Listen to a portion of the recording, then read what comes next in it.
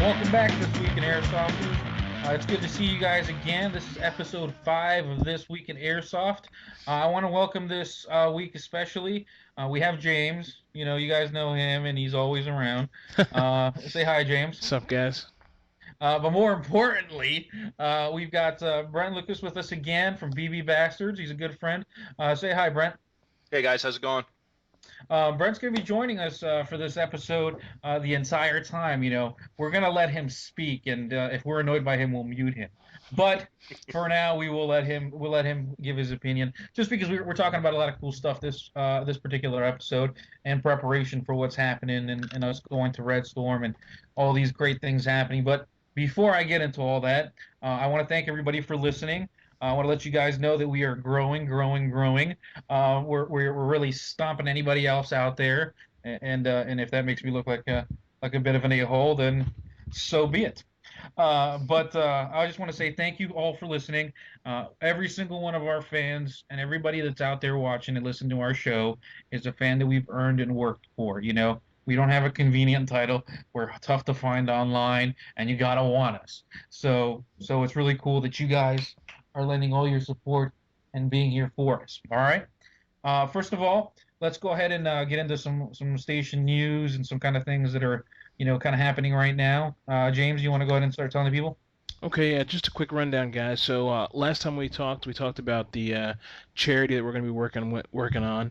Right now, we're getting the details put together for that, and we're going to be bringing in some other podcasts and YouTubers to help us get this initiative going, to help a combat unit in Afghanistan.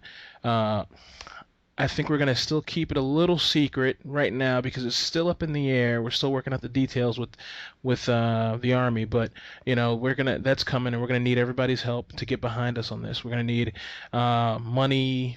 If you guys have some mil spec stuff, then we'll take that stuff on a case by case basis.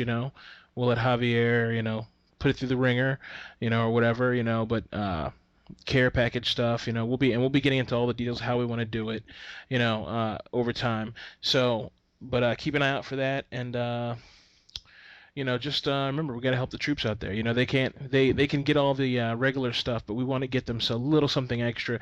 We want to show them the Airsoft is behind them, the Airsoft community is behind them in a big way. So keep that in mind, and we'll be coming to you more with that. Hopefully, we'll have all the details in the bag soon. So that's coming soon. Yeah, just elaborate on what you're saying there, James. Yeah, there's a lot of groups out there. There's a lot of people doing care packages, sending over the TP, the baby wipes, and the ball powder. We all love our ball powder, especially the medicated stuff. It tingles. And and yeah, I mean everybody can. A lot of good people are out there doing that good stuff, and sending that good stuff over. What we're trying to do here at This Week in Airsoft and with the Tuya Army, you guys out there, is that we're trying to show that for as much as Airsoft is and Milsim is out there, I guess paying tribute to these guys, as some people want to say and do, and people are going out there creating their custom loadouts for the SEALs and the Rangers and their thing, and they're doing that because we want to emulate these awesome dudes. Well, you know what? It's time for all of us, the community, everybody to do something and give back. All right, they give us, all these cool gears and layouts and concepts and storylines for ops because of the crazy stuff some of these guys go through. It's time for on a big stage for Airsoft all together to say, look, we haven't forgotten about you. It's over 10 years into this war, and we still support you. And you know what? It says a lot about Airsoft. A lot of guys out there, real steel shooters, and even some soldiers were like, what are these douches doing running around looking like that? Why don't you join? Well, many of us know that, half of us, if not more of us, have joined or are going to join. The minority that have never joined and never plan on doing it is just that, the minority. So we just, by doing something like this, we send a good strong message. And that's what we want to do. I mean, who doesn't want to do that? Like James said, we will take money. All the money goes to gear. Everything. Everything goes to gear. Yeah. We're trying to coordinate with the military for free transportation and stuff like that. That's how far we're going with this and how big of it. I mean, we're going to be courting other people and other companies for stuff. But like I said, I don't want to let it out of the bag. Like James said, we have a unit already picked. It just hasn't been narrowed down. We're at the top of the level of what kind of unit. We just haven't narrowed it down to something a little smaller, more manageable. For us to put together. But those details will be coming out here very soon. And then when we launch it, we'll be very very aggressive with it. This is truly dear to my heart, and I'm really close to it. When I was in Iraq, we got our care packages, and it was in '05 and '06 when the war was pretty hot, and it was very important to get these things and people to show that they cared. You know, Now at 10 years into Afghanistan, we know by watching the news that public feeling and the way that things are being delivered and how people are feeling about the war has kind of shifted. It's just the community gets tired, and that's understandable. So it's these times that it's very very important for us to say that, to show them we haven't forgotten, and we're going to say something and do something about it. And look, guys, if you know a guy who works for, some company, or, you work for a company and you want to talk to your boss, or if you're the boss and you want to donate money or gear, mil-spec gear or whatever, or somebody who works at a company that makes mil-spec gear, man, let us know. You know what I mean? We're gonna do something with the sponsors. Maybe we'll do a T-shirt or something, or we'll figure out some kind of way to work it out so that everybody gets their just, gets their just from this. But the priority is to help the troops, and we need to reach everybody we can to make that happen. So if you know somebody or whatever, then by all means tell us or tell them to call us or whatever you can do, because 100% is going to the troops. None of this is going in our pockets. None of this is, even though Brett asked, none of it's going to Brett. So, we're sending 100, not keeping, we're sending 100% of this stuff off, and we need all the help we can get. I don't want to give anything, I don't want to give anything up to them. All right, all right, Kit all right. collection time. Yeah, see, the gears already turning. There you See go. what happened? See right there. That's the Hey, this thought. is what we do. This is with Many to One. This is what we do every year. We go to Shot Show, we collect and we distribute. So I'm completely on board with where you guys are going. Right, right. And that's it. We got partners like Brent and BB Bastards and other leaders in the industry are really gonna it's really gonna what makes a difference. It's what's gonna make a difference, and it's what's gonna really show a strong message, and that's what we need to do. I mean, it's simple as that. We need to get off our loins, and we need to do this right, and we need to really show that Airsoft cares, not just impersonates or honors. Impersonate is the perfect word. So, yeah. Yeah, I'll agree. I have a little trouble with the word that we honor by doing this and that, but Yeah, it's something fun, and it's a stress reliever for a lot of us. And I love airsoft, and I wasn't in the military. I'm 34 years old. I'm never going to be in the military.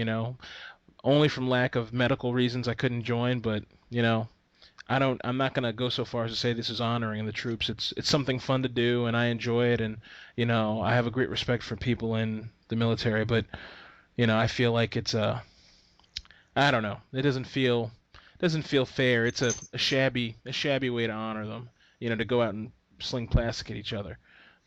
Honor them by doing stuff like this and helping out when you can. Many to One, Black Ops Elite, they give out stuff to 10th Mountain. We're doing this. I'm sure everybody has something going on. Those are the ways you honor the troops. If you go to the ops, just to pull us back to what the topic today is about.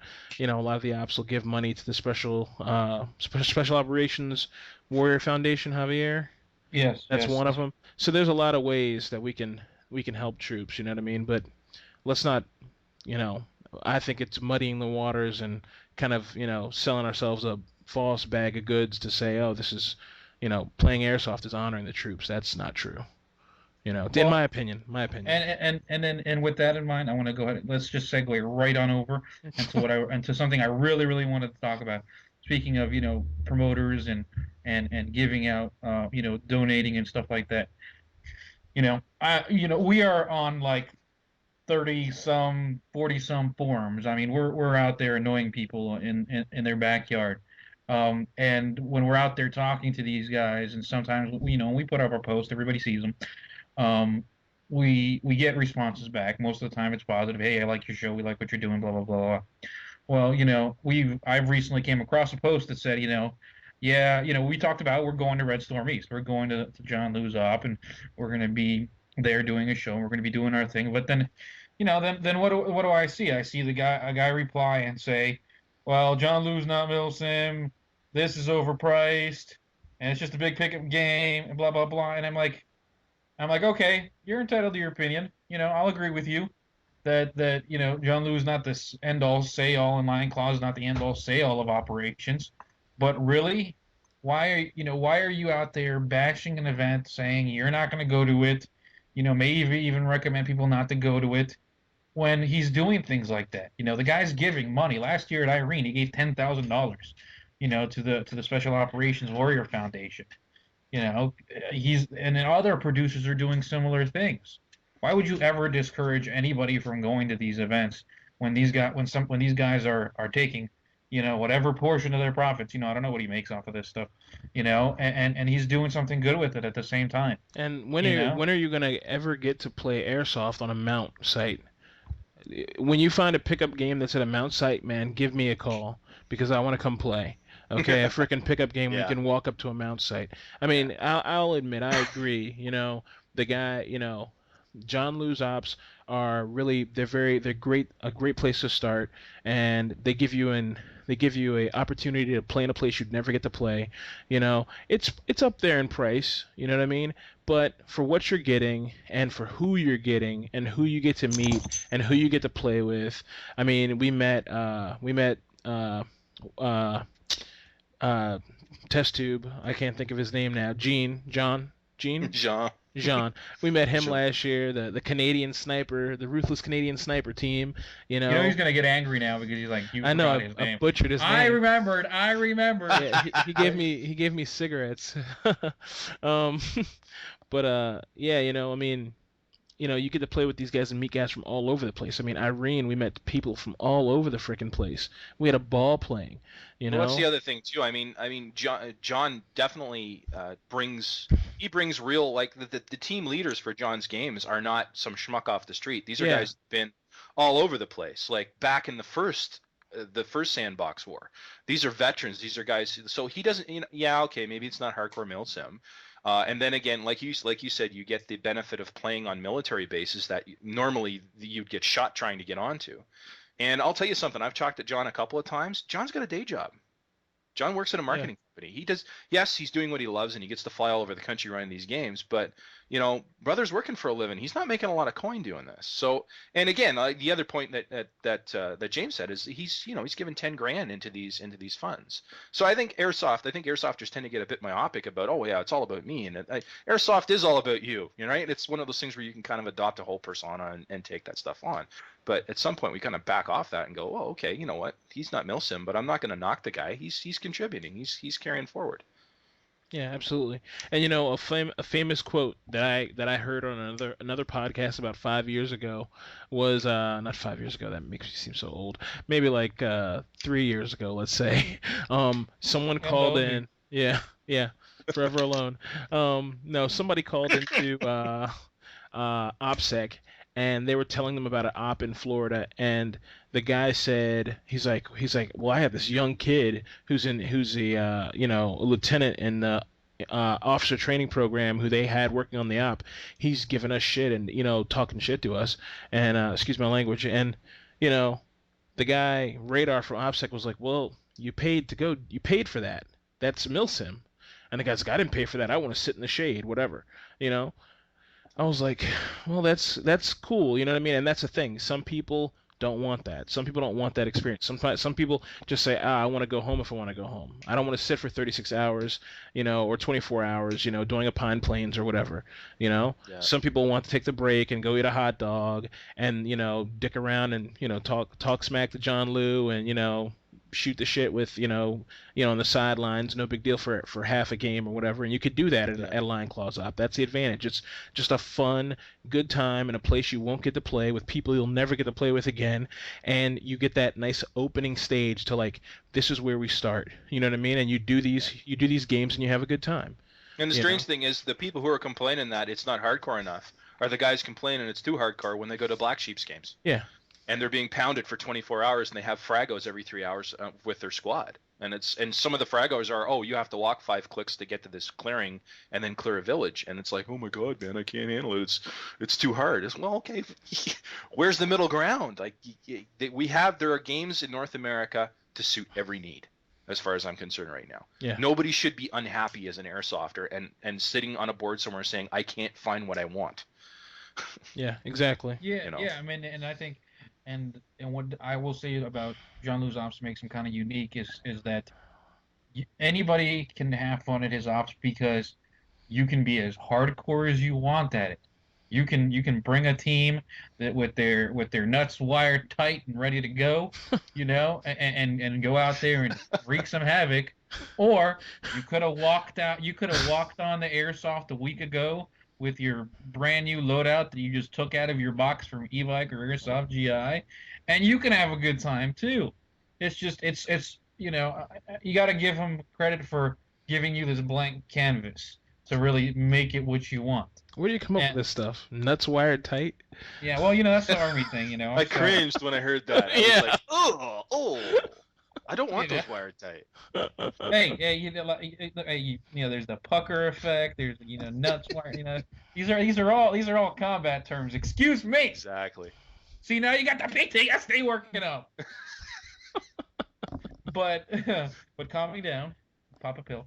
And Jean-Louis he really does that for you. And it's just that we hear, at This Week in Airsoft, James and I are of this firm belief that we need to get these kids out of their backyards. We need to get them away from the clear guns, and we need to get them out of their, neighborhoods shooting the neighbor's cat and getting in trouble. Oh, man. And we need to do that, and we need to get them out. And for as campy or whatever people want to call Jean-Louis ops, they are a great introduction to how to be safe, proper, procedures, good chrono, and how to have fun in a good secure setting. The man does a good job of all that. I'm crazy enough to do Pine Plains and Climb to Glory. I can stretch it and do it. I'll do it. But you know what? At the same time, I enjoy, being able to slow it down sometimes. And you can go as fast and as slow as you want at his things. Yeah. At Pine Plains, it's like you said, you gotta go. And if you're not ready for that, you're gonna be in the fetal position in a porta john asking for it to be over. Yeah, there's enough coverage for everybody. There really is. Let's just not hate. Let's just not hate. I mean, I can't wait. American MILFs and those guys out of Oklahoma and Arkansas, they just got that thing started. I can't wait to go to one of those games. I can't wait to try any new producers and any young blood that's coming in to do their stuff. Yeah. And the bottom line is with the anti-gun movement and the way things are going in California, constantly trying to get. We got enough enemies. We don't need to be hitting on each other. Yeah. Yeah. Oh yeah. Exactly. Yeah. Exactly. We got to support these guys, and they got to support us, and this is how we're going to get them to do it. Simple as that. Yeah, I mean, if we're going to be chomping at each other's ankles, and it's just going to be that much easier to get beat up by somebody else. All right, so I'm done about that. Don't be a hater. If you want to hate on somebody, I can't help you. I honestly just can't. There's just no point in it. Yeah. There's no point in it. There's no better op than the other. There's no better producer. There's no better event than the other. There's whatever you're happy with, as long as you're doing it in a safe, responsible way, that doesn't make Airsoft look like a bunch of jackasses. Yeah, just I'll say what I say when people ask me about Jean-Louis ops. I say it's a great place to start. It's a lot of fun. definitely you should go for yourself. I'm gonna go to a bunch of them this year, and I'll probably go to one or two of them next year, and mix in some other ops from other places every year. So I would not ever discourage anybody from going because it's a great place to start and a great place to hone your skills, in facilities you never would get to use. So Yeah, yeah. All right, Brent, tell us about Off Center. Well, it actually lines up quite a bit with what we were just discussing, and what we're finding is, at least in Canada That's, and that's the our little, magic. That's the magic of the show, Brent. We're just good like that. just the segues are awesome on this show. Yeah. It's great. It's just another situation where my partner and I went, wow, we hosted games. My business partner Jay, he's hosted tons of games, and it gets to the point where you get burned out as a host. You just go like, oh my God, guys sign up, they don't show up. So now I'm assigning resources for these guys to be on the field. I have to have medical, I have to have all sorts of different resources on the field to make sure that people are safe and they're going to have a good time. And then guys show up. We call them flakers in Canada. They sign up, they don't show up, they don't give you a reason. And we're finding that a lot of our hosts up here who are our veteran hosts, the guys who put on really good milsim games, not necessarily to the tune of like the John Lewis and stuff where that's $175-$200 and it's a full weekend, but the guys who do the weekly stuff, the monthly stuff, up here in Canada, sometimes we have a shorter season. There's no your mech box will break if you play in Canada in the wintertime, with a few exceptions. So we have a short season. I understand you guys got to work in between hockey season and maple syrup season. So exactly, right. The maple syrup season, we're all out there tapping trees. Jesus Christ. And that sucks because I'm gonna be hated from Canada now, and they're like our second biggest audience. Oh my gosh. And I was just about to say I gotta record this stuff, but it's being recorded. It's brilliant. Yeah, I'm done. I gotta use this maple syrup season. We're gonna take a big hit for that one. So we found that a lot of these hosts are burning out. They're having trouble, and one of the things we find is just the administration of the game. The way things most times most games are organized on some D board, whether it's vBulletin or PHBBB. And you have to check your post, and you put the game scenario in a first post, and you reserve a couple of posts after that for extra stuff. And the game administration side of it turns out to be a gigantic pain in the butt, because you constantly, I know most of the guys who are hosts have day jobs. They can't get to the board during their day jobs, so people sign up, people drop off. You're constantly sifting through the thread trying to find out updates and stuff. So we're geeks. We went, hey, let's apply the geek theory. So we went, let's do a website.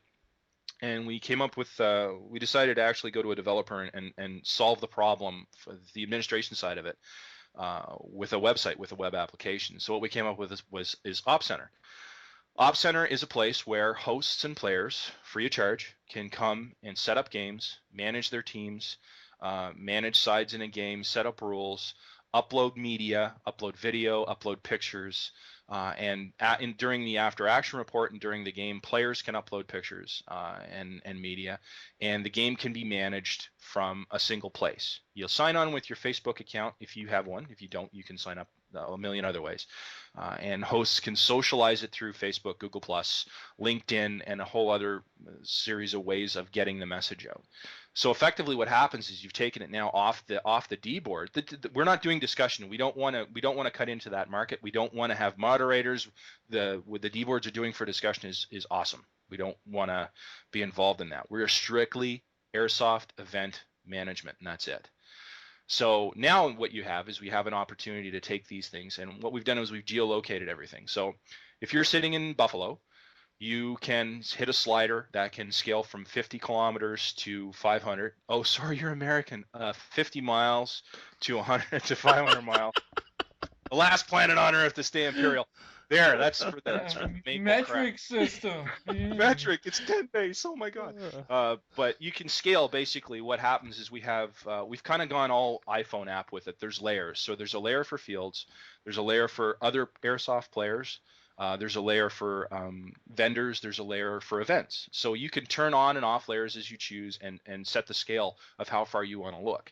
And as people start logging on to the systems, you'll see local players who are local to you, games who are local to you, vendors who are local to you. So that basically it makes your airsoft world focus on where you are, and that's the gist of what what Op Center's for.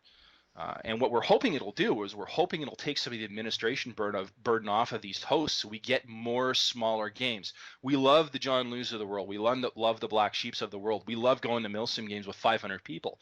But where the new kids get involved in airsoft is the guys who throw a game on the weekend at their buddy's farm that has 40 people show up, and that's where airsoft starts. That's the grassroots initiative, and we want to make sure that there's some kind of tool set that hosts can, I mean, and at some point we'd like to see hosts actually starting to make some money and make a living at it, so this stuff it'll grow the sport and give people more opportunities to play. That's awesome. That's what people need, really, because Javier can tell you how much I hate forums, just for that same fact that, you try to host a game and Yep. it's not, I mean, forums are great, I guess, if, people like to chat it up and stuff. But if you just want to get like a certain set of facts across and say, okay, who wants to sign up? Then people have to copy the whole post, repost it with Jeff, Janet, Jacob, and Derek's name in there, and then put their name at the bottom, and this whole format keeps happening, and that's great and all, but to me, forums are like, in a world of Facebook and Google Plus and Twitter and stuff, forums are like BBSs. If anybody, that just tells you how old I am. But it might as well be like a BBS. It's just like, it's a great technology and it's great for what it's for. But for this kind of thing, having one central thing is like perfect. Something that's idiot proof that people can say, oh, blah blah blah and blah. This is what I'm doing. Here's some pictures. They don't have to, no CSS. They don't need to make a website. They just can do their thing, and that's great. Yeah. And the thing we found is the whole reason we didn't want to have anything to do with the forums, because every forum you've been on, and it's not just Airsoft. You go to AR15.com, you go to Canadian Gun Nuts in Canada, you go to any forum, there's always an off-topic section. Why? You're on Airsoft Canada. Why do you want to talk about socks or anime? I have no idea. So we wanted to eliminate that and go, look, we're going to focus on what we're here to deal with.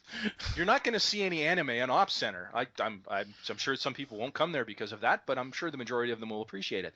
It's focused on what we're trying to do. This website is here so that people can start games, attend games, and play more Airsoft. That's what it's about. And find games, and that's awesome. Exactly, and find games, and you can expand it to a global outlook. Oh, well, I'm going to be in California for 2 weeks. I'm from Ohio.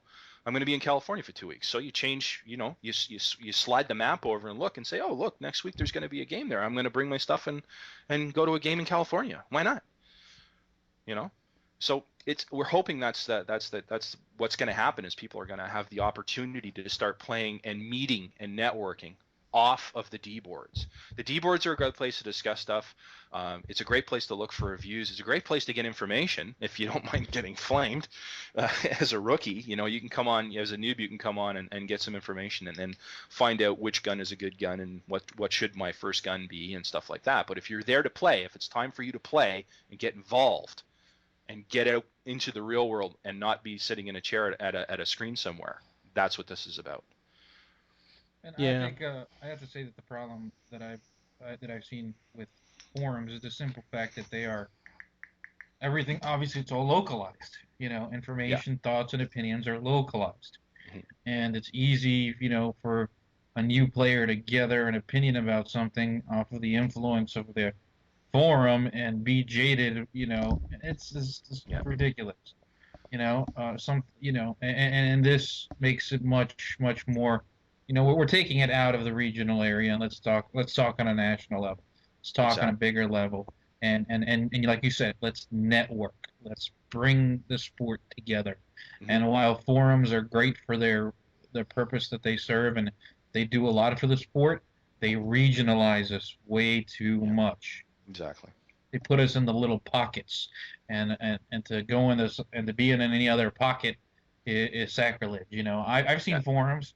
I've seen forums where people were like, not from the area, or maybe live there and moved away, and they still checking in their old forum, and they're like, well, why are you posting here if it says you're from Michigan and you're in Florida? Because I can. It's a public forum.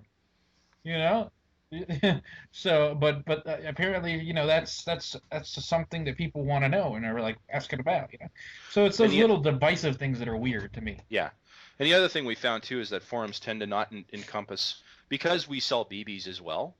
I have an insight into where our product goes, and our product goes to places that and customers that are not on our major Canadian airsoft board, which made me think, wait a minute, hold on a second. I thought that D board was the entire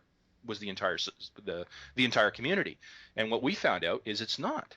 Yeah. Oh yeah, So yeah, there's all sorts of other people who don't want to have anything to do with that world. They don't want either. Most of the cases is they went on as noobs. They got flamed horribly for asking what most people would how it is on What's the a good board. You gun? ask it, what's a good gun, and we can all be forgiven for not searching, because searching is the karma. But these guys have been burned, or they've been involved in it and saw the politics, or for some reason they just didn't want to be there, and now they're not on that board. They're inaccessible. So what do these guys do? Well, the way it usually works is they start their own board. Yay! And now there's a million D yeah. boards Yeah. with We're gonna 35 form a people. team and start a board. Yeah, there's a million D boards and a million Yeah. teams with 35 people on each one, and nobody's talking to anybody. So we're like, okay, wait a minute. How can we get everybody to come in and not have to have them, steered off it because they think there's going to be flaming and stuff like that? Well, let's just eliminate that. Let's take the discussion right out of it, and let's just make it an event management engine. So we took that approach with it. There is after action, but the only people who can post in the after action are people who actually went to the game and were logged in by the host. So the only input you're going to get in your AAR is going to be people who are actually there, right? So That's genius. there are some checks and balances to have. And the other thing too is we've automated a lot of it so that you don't have to worry as a player or a host. You can set, when you're building a game as a host, you can say, okay, if I don't have 5 days before the game date, if I don't have, let's say I want 50 people, it'll self-cancel. The game will cancel if it doesn't meet your roster, and it will actually automatically update everybody. If you're signing up for a game and the roster's full, you can sign up on a waiting list. When somebody drops out of the game, you'll automatically be notified via email, and you'll get an email and say, do you want the spot? You go in, you log in, you go, yes, I want the spot. No, I don't want the spot. If you don't respond in 24 hours, the spot goes to the next guy. All this stuff is automated to make it happen automatically. Everybody's plugged in, and version 2 is 16 months away, and we have an iPhone app coming with it too. So it's just trying to make things easier. Oh yeah, there's an app for everything. Just trying to make things easier. Yeah, I mean, exactly, and that's it. It sounds like that, and that's what simplify, simplify, simplify. I think we do a good job of overcomplicating everything in airsoft. That Yeah.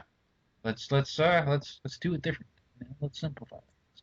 And it'll prove to be a valuable resource and tool for many people that are like, I just don't know how to get this whole thing started, And there you go. It's right there for them to do and work with. Exactly.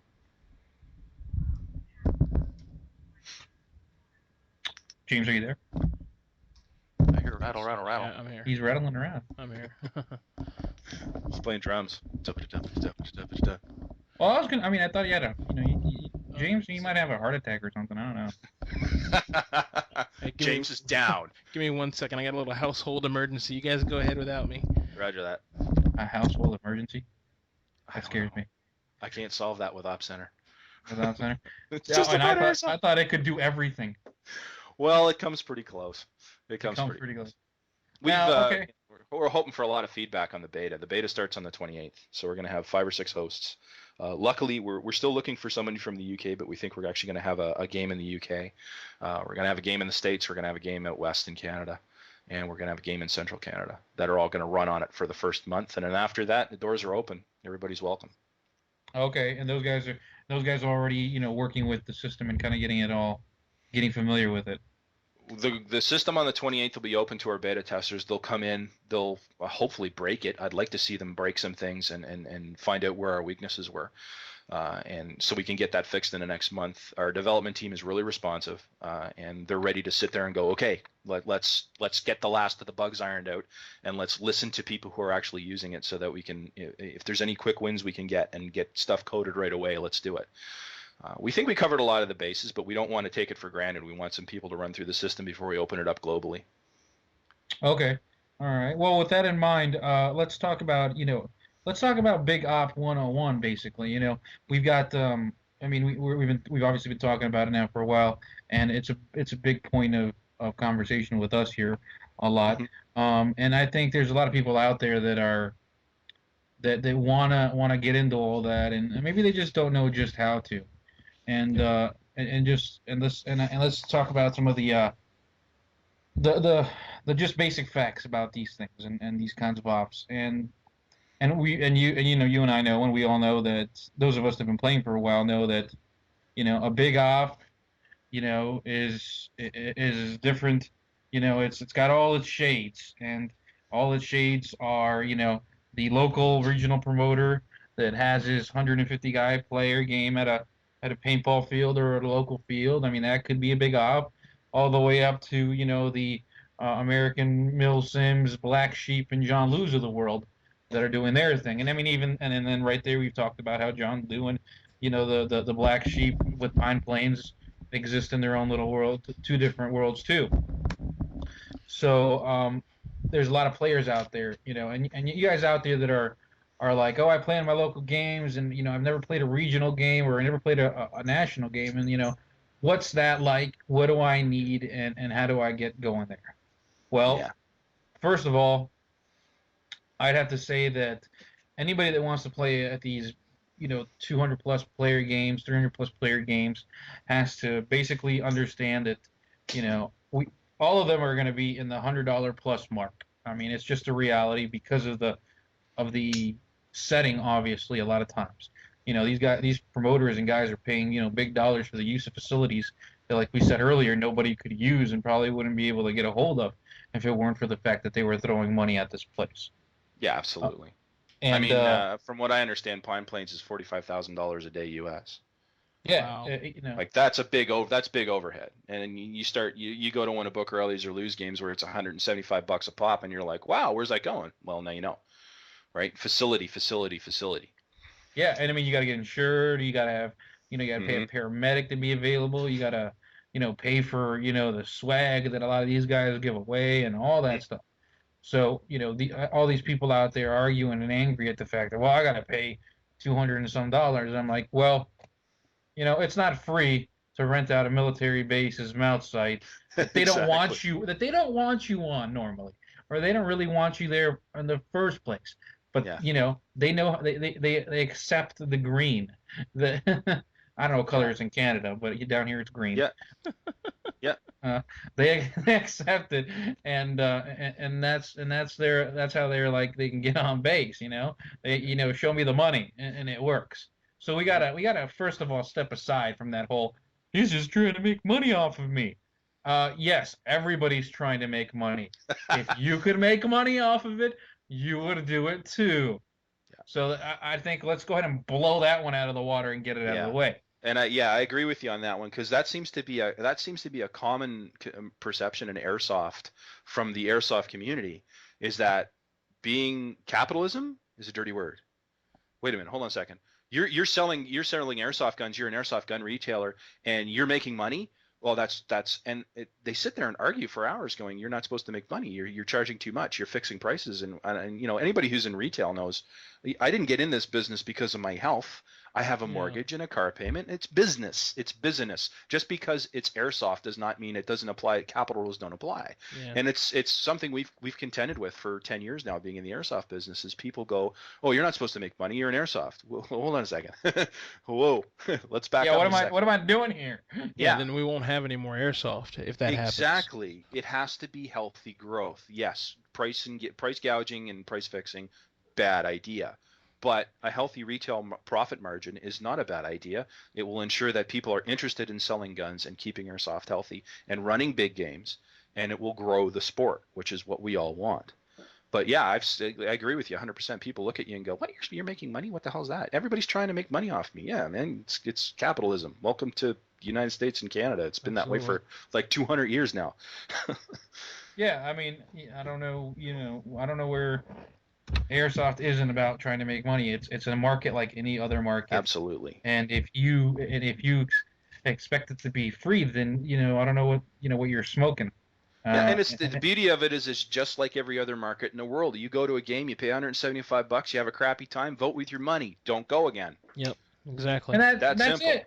Yeah, exactly. That's, Don't if you hate it, don't do it. yeah. But it's ridiculous. So, but with that, try everything first once. Absolutely. These guys are driven by, the big fish on the forum telling them not to do it. Make me sick. God, just do it yourself. If you hate it afterwards, hate it, but hate it based off of experience. Yeah. Now, also, a lot of guys are out there, and I got guys are on YouTube watching these videos, and they're seeing these guys out there, and you see guys like the GMRs of the world, and you see the M7s and other big teams that are out there, rocking and rolling with some of the finest, most high speed gear on the planet. And I think we got some, there's some new guys and younger guys out there that are like, oh man, why I can't be a professional player like that. First of all, those guys, I mean, professional. I mean, when you start paying me, you can call me professional. Yeah. Yeah. I mean, but very immersive athletes and players, but professionals. I mean, I don't think we can ever really call anybody a professional in airsoft. I don't, like I said, I don't know any of them getting paid for it. And they look at those guys and they're like, oh man, I don't have that stuff. And that's where people need to young guys need to think. Look, just what are the basics that I need? What do I need to play at a big event? All right, you need a gun that'll last you the weekend. You need your mags to last you the weekend, or a speed loader with extra BBs, and you need a uniform. A lot of these events are going to say, hey, you need to have this uniform within this range. Yeah. It's not always going to be just one uniform or the other. Now, Pine Plains and other more stricter Milsim events are there, but the Lion Claws and John Lewis give you a range of uniform options within one side or the other. It's rare that he's like, you can only either wear this uniform on this side and that uniform on that side. It's very rare.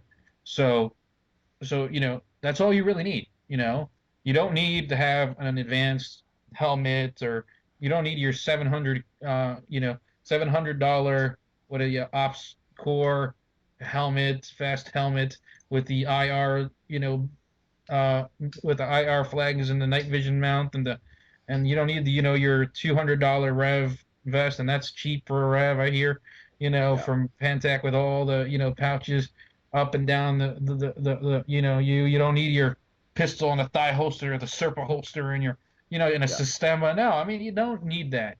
Anybody can play in these games. It's simple. It's simply, you just need your basic stuff. You need your weapon. You need your weapon, bullets. And BBs in this case are bullets, and a uniform, and that's it. Those three things will get you into a big op. And we're not talking, what the gun is the most expensive of the whole thing. I mean, Goodwill, get your uniform at Goodwill. You know what I mean?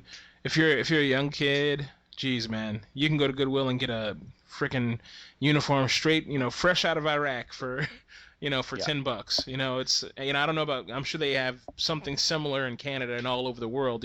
There's a place I'm sure everywhere you can go and get something. So any country who's got people deployed overseas has got surplus. Yeah, exactly. And I bought a SIG. I don't even know what brand it was, man. It's a cheap gun. I paid $150 for it. It's got metal construction. If it worked for 3 games, I'd be happy with what I paid for it.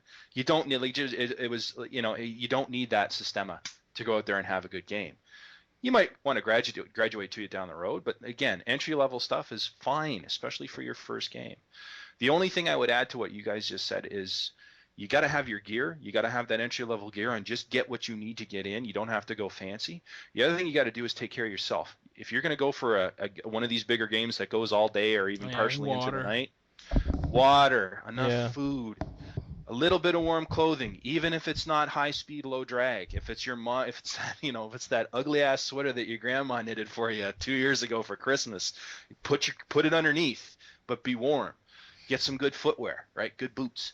I don't know how many guys have gone into a game in sneakers and walked through one swamp and been done because their feet are wet and they get blisters and everything else. So, yeah, the elite stuff, the fancy stuff like the guns and the mags and the outfits, you have to have those because your primary mission is to shoot other people. You got to have a gun and you got to have ammo. But I've seen guys show up with neat kit and decent uniforms and have a really bad time because they were just miserable from cold, from wet, from dirty, from tired, from thirsty. Yeah, you got to remember these guys. You see these guys that'll go out and they'll go out and buy the Cry or the True Spec Combat T-shirts, combat shirts, and they'll play a game in the fall. Yeah. Yeah, you're gonna get a little cold that way, buddy. Or since we're relating stories here, was at a book early game at Fort Drum. Game starts at 6 o'clock, 2 o'clock in the afternoon. Guys walking around in full kit in 25 degrees Celsius weather, okay, which is like 90 degrees for you guys, okay. The game doesn't start for 6 hours. Why are you humping around in that stuff now? Helmet on, full loaded of mags, armor, gun, secondary, first line, second line, boots, full, at the whole 9 yards. And I'm like, it's 6 hours away, and then 2 hours into the game, they're dehydrated and they're done. They're tired, right? And that's the big thing too. Especially we're going to Red Storm, and we talked to our guys and we talked to people and we were like, look, what Airsoft players don't really understand is this. When it comes to big games and something that everybody misses way too often is the fact that on your weekend game or at your local indoor place, you're going to do a 15, 20, 30-minute iteration of wearing your stuff, and running around and getting shot at and doing your thing, and you're going to be sweating like crazy, and you're going to be just soaked. Well, remember, you're going to be doing this for 2-3 hour iterations at the shortest at like lose games. Yeah. And you're going to be doing this for hours at like the black sheep games, So it's the simple endurance that nobody trains for. I can tell you now that in the Army, it didn't matter if you were a bigger guy or if you were a skinny guy, and you put gear on both of them. If you don't have the physical endurance for the weight and the time wearing it, it doesn't matter if you're just skinny. You still got to be in shape. There's a difference in between skinny and in shape. Yeah. And James can tell you, I'm not a small guy, and I'm not this giant huge guy either, but I have the endurance to wear my gear all day long and go, go, go, go, go. Yes, and you have the sense to not wear more than you can go with. And that's exactly it. It's just, we're not doing anything, or the game doesn't start for an hour. Okay, well, why am I going to wear anything right now? And I think that's the biggest impact. I think that's where the kit issue really comes from, is because Airsoft has this natural tendency towards to not dress up's not the right word. that's just a little weak, but people are emulating a look. Like we already had this conversation earlier about, oh look, it's what are the SEALs wearing this week? Well, nobody really knows because SEALs wear whatever the hell they want. But people try to emulate a look, and they may emulate a look that actually ends up being like 50 pounds more than they can actually comfortably carry for a big game. Yeah. So for a big game 101, I would say minimal. Be minimalist. Try and keep your kit as minimal as you can. Forget the plate carrier. Maybe go with the chest rig. Don't worry about armor so much, and it may not be in keeping with the image you're trying to do, but it may actually get you through the whole game if you just lighten up a little bit, like physically lighten up. Yeah, I mean, I've done last year I did lightning strike, and I wear a full vest with all my pouches, and it was a full rig for the operation. But then Irene, I wanted to be able to wear my jacket because it was cold, and I wanted to still be flexible, so I wear a chest rig and a battle belt. I mean, we gotta the players and individuals and you guys need to understand that what's most important and in Airsoft 101 and Big Op 101 is flexibility and mission essential. Anything else is not what matters. Yeah. A look. Those are everybody out there that is like, oh, I'm going for the Navy SEAL look or the Army Ranger look or whatever look. I can tell you right now that, if we didn't need it in Iraq, we didn't wear it, and it got dropped as much as possible because It wasn't about a look. So those new guys out there that are like, oh, I see those guys up there, I can't play on that level because, I'm not going to go out there and look at it. Don't let that hold you back from these kind of events. If anything, that when that guy's sucking after an hour or two because he's like, oh my God, why am I wearing fake plates or Exactly. why am I wearing no? This is what makes me laugh. Why am I wearing fake plates that are hollow, but I put sand or water in them for the weight effect? You heard of that one? Have you seen that one? I've seen that one. Oh Yeah. my God, that's You crazy. know, Yeah. I'll tell you what. If you're wearing plates inside of your vest, fake plates, because it shores things up and makes it more stable for when you put pouches on it, I understand that. I've seen that. I'll do that. Because it keeps things from flopping around like a fish when you're running around. But if you're putting water or sand to weigh it down for the realistic feel, what are you doing? Yeah. You know? Unless you're active and you're going operational soon and you're trying to keep you're trying to keep your muscle memory the same, that is just ridiculous. Yeah, unless it's a training thing. Unless it's a training thing, unless it's key to your and the whole other side of that is if you're going operational soon, you probably shouldn't be playing with airsoft guns because you're going to screw your muscle memory up anyway. But we won't go there with that. But no, I agree with you. It's like you do see guys like that running around with steel plates. It's like, what the hell are you doing, man? No, bad idea. Yeah, and that's It's still a game. At the end of the day, it's still a game. It's still supposed to be fun. Yeah, a little bit of suck now and then is great. Okay, I'm ex-military too. Suck, I've learned to love suck. Suck was something that was ingrained in me when I went through boot camp. It's a good thing. It's a good thing to have that miserableness every once in a while. But it's airsoft. Go have some fun first. Then maybe move on to that hardcore side of things if that's what you so desire. But for Big Game 101, yeah, I agree with you 100%. Definitely keep it simple, mission oriented, and not about fashion. Yeah, my personal favorite is the two things. I saw this at the last time we went to play because for the longest time, like I've told everybody, I was never in the military. I was wondering what these plastic shells were that were on the back of people's kit. So I'm like, what the hell is that? I'm trying to figure out what it is. I saw it. GMR had it, and I was like, are they carrying mines? Like the Thunder water mines? Finally I realized they're protective night vision housings. So I said, okay, that makes sense. These guys run MVGs, and this was a Pine Plains event that they were videotaping, so they were going to be going right into that evolution. But when I see that at a John Luop, that's really frustrating to me. It doesn't make any sense to me because John Liu, you can go back to your room before the night game. You know what I mean? There's no reason to carry that on you. And then the other thing is the fake night vision. I mean, it's like unless it's the same weight as night vision, and you're like, waiting till I have that $3,500 to buy my nods. I don't know why you would wear the fake night vision, and I guess to each his own. We want to go. It's the look. Yeah. We want to look. And yes, the pageantry of airsoft is there, and it's part of the game. But I mean, what would you rather have? Would you rather have an awesome gameplay where you, at the end of 3 hours, still had enough wind in you to go back out there and do it, or would you rather be sucking because you looked sexy? Exactly. And you know what? I rather be able to keep going. Yeah. And that's what matters to me because we've seen plenty of players.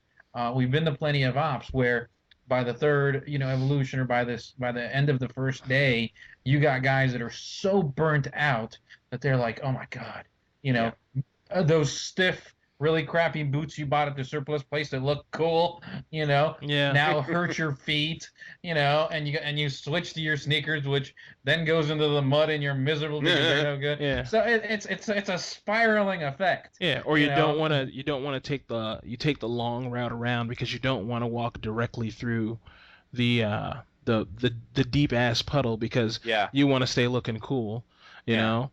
Oh yeah, you're I screwing hate that. your squad up. Oh, those guys, the ones that are like, I don't want to get my kit dirty. Yeah. The other side of it, though, I mean, is you see these guys who come in, and then that's where the real problem is because if you have guys showing up like that with the pageantry, they obviously don't have a clear understanding of what milsim is. Yeah. right? Because that's the difference in my opinion. I mean, my opinion is milsim. If I'm going on a milsim game, I should be trying to the thing I should be focused on is finding out what my mission is and outfitting myself so that I can complete it, not how I look while I'm completing it, right? And that's the difference. And I think you see it. Some of the I've seen it at Bucareli at Black Sheep's games. I've seen guys showing up doing that, and then a piece of kit comes off and a piece of kit comes off, and about 50% of them will figure it out and they'll start lightening up and ditching kit and they'll get back in the game, and about 50% of them won't. They'll run and run and run with all their crap on until they hit the wall, and then game over. And Yeah. I appreciate that. I get it. But for a guy who pays, I'm not knocking the organizer. I'm saying I'm paying $175. Part of the onus for me for having a good game, part of my big game 101 is making sure I have somebody to shoot. And when 50% of the people drop out because they're not properly set up for the game, and 6 hours into a 24 game we have 50% or 25% attrition on the field, that impacts my game, man. Yeah, no, and you don't. Even if they're on your side, Yeah, that support you don't have anymore. exactly. We've been. Oh my God, I've been, and we were at Lightning Strike last year, and holy crap, the game started off around 300 players on altogether, and one side had 150, the other side had 150. It was roughly those numbers. It was just like Special Forces versus Army Rangers, and we were on the Special Forces side. Well, by the end of the second iteration, and James wasn't there with me, or else he would have been as disgusted as I was. By the end of the second iteration of the game, and this is a John Liu game where you get breaks in between. Hmm. By the end of the second iteration, we'd been dwindled down to 65 hardcore fighters versus 120 that hadn't quit on the other side. You know what? I think I was filming that game last year. I think I was there for that. I remember that. Yeah, you were filming. Yeah, I do remember Yeah, you filming it. I was shooting that game last year. Yeah. And you remember how on Sunday we were down to like 40 people versus 120? Yeah, you guys And had a lot of restriction on and your you know side. what was beautiful about that, and why I hated that game and I loved it at the same time, Yeah, is we had Colonel Longrear leading us, a Yeah. Vietnam era special forces and a ranger, Badass. all around badass, exactly. yeah, right. The guy is like my idol and idol to many out there. He's like, it's okay, we got rid of all the non-hackers out there, Yeah. and all I have left is the most dedicated. And I'll tell you what, we were the most fiercest, most angry fighting 40 guys the Yep. next day on Sunday against 120 dudes that were being led by Master Sergeant Mad Max Mullen, and you know how that is. Everybody's is beyond motivated and is ready to try and stomp your brains in because Max says, "Go, kill, destroy." Yeah, And, march or die. yeah, march Yeah. or die, Yeah. and so. And it's But moments like that I bring up whenever somebody knocks a John Liu game. It's like, well, you know what? You can still have magic at those games. You can still have tons of magic like that. Where Oh, there's yeah, 40 no, guys and you're pure just magic. living it. You're living it, man. You're miserable. You're wet. You're cold. You're outmanned. Yeah, and you get a guy like that who just inspires you. And it's like, people spend $10,000 to go see Tony Robbins talk and be motivated. And I can spend $200 and go get in front of one of these Yeah. guys. Who- And at 3 That's o'clock true. in the morning, have a guy That's who's been to true. Vietnam, who's got more metal on his chest. He's got so much metal on his chest. If he put his jacket on me, I'd fall on my face. Motivate me at 3 o'clock in the morning, and I only pay $200 for it. Give me a break. That's a deal. It's Yeah. a bargain. No, it is, and I feel the same way. I mean, that's the main reason that I go to John Liu's Ops is because of that. I mean, to stand in the presence of Mad Max or Colonel Longrear, Colonel McKnight, it's crazy. And to talk to these guys, and these are just down to earth regular guys, man. But they've been in the shit. They came out the other side. They're bona fide heroes. It's just like, how often you get to work with guys like that, and do what we're doing. What I mean? It never happens. You get a little glimpse into that world, and Dobrov, don't let me forget, Sergeant Dobrov, so it's really cool. Now with now let's now I want to talk about something that the Brent said. And Brent, you mentioned earlier we were talking about footwear and hydration. These are big op 101 things to talk about. and they're big warfare things to talk about. I remember, when we were getting ready for Iraq, we were at NTC. The XO and lieutenant and the CO are like, hydrate or die. And I mean, in places like that, it is that's serious.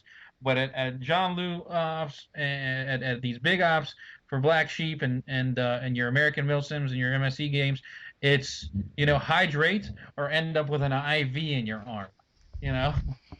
And so it's important that we look at a couple things here. First of all, let's start hydration. Everybody knows that standard hydration is anywhere between 8 quarts to 13 quarts a day. That's for moderate activity levels, and that's to keep you anything over in that you start using electrolytes and salt for drinking too much. Now, in a heavy activity situation, in a heavy op situation, where you're going through multiple iterations, it's important that when in the game, you're continuously hydrating with regular water as needed. You don't limit yourself.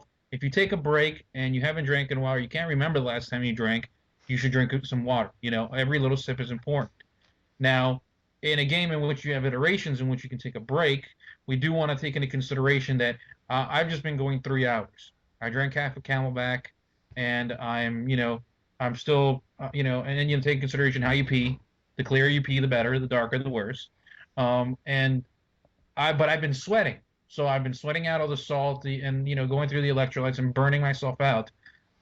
During these iterations, it's important for us to take those. It's important for a 101 player to remember, get some Gatorade and get some Powerade in you. Not a soda, Powerade or Gatorade. You need to replace those energizing electrolytes that'll give you the energy to go through the next iteration.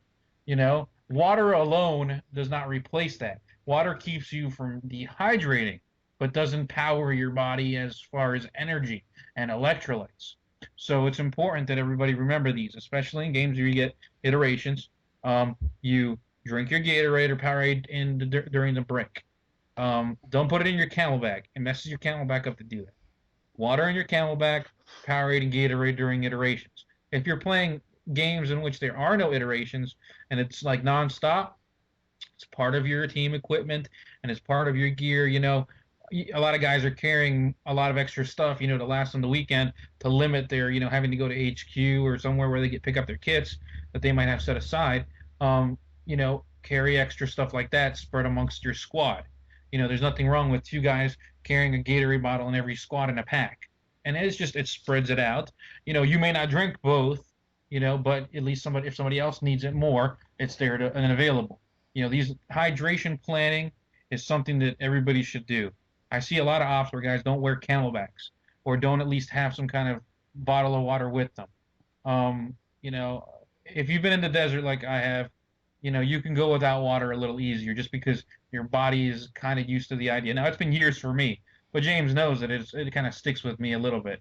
But even I still wear a Camelback, or I try and carry at least a water bottle because hydration is very, very important at these events.